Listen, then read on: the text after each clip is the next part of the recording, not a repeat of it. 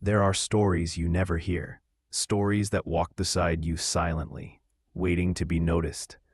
This is one such tale, a tale of old shoes and a silent hero. Once, in a quiet town wrapped in hills and orange sunsets, lived a young boy named Harris.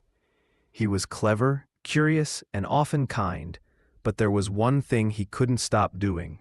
He always complained. "My shoes are too old," he would say. "My school bag is heavy. Why don't we ever go to a restaurant like other families?"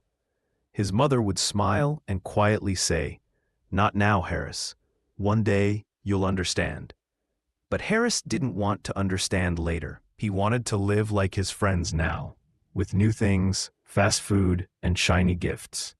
Harris's father, a tall man with tired eyes and strong hands, never said much. He left early every morning, wearing a faded shirt, carrying an old lunchbox, and a pair of worn-out shoes. Those shoes had patches on them.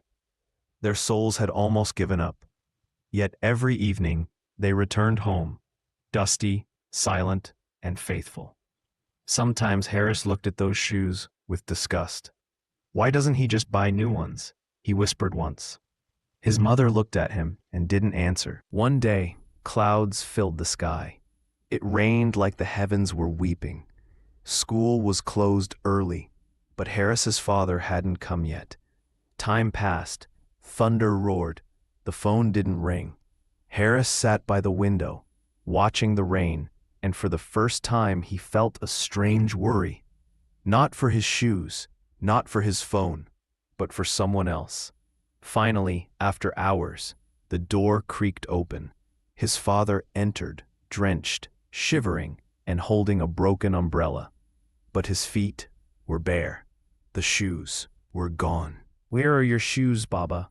Harris asked. His father looked down, paused, then sat slowly. "There was a boy," he said softly, "younger than you.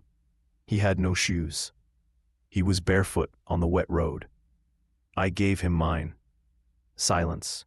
Harris looked at his father's cold, bruised feet, and for the first time, his own shoes didn't feel old.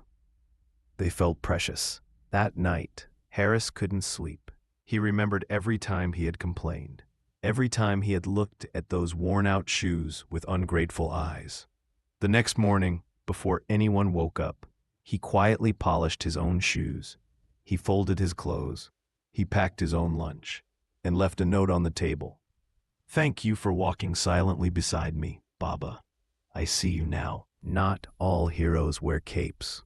Some wear worn-out shoes and walk without asking for anything in return." Tonight, as you rest your head and close your eyes, remember, sometimes love speaks the loudest through silence, and gratitude, it begins when we finally start seeing what was always there.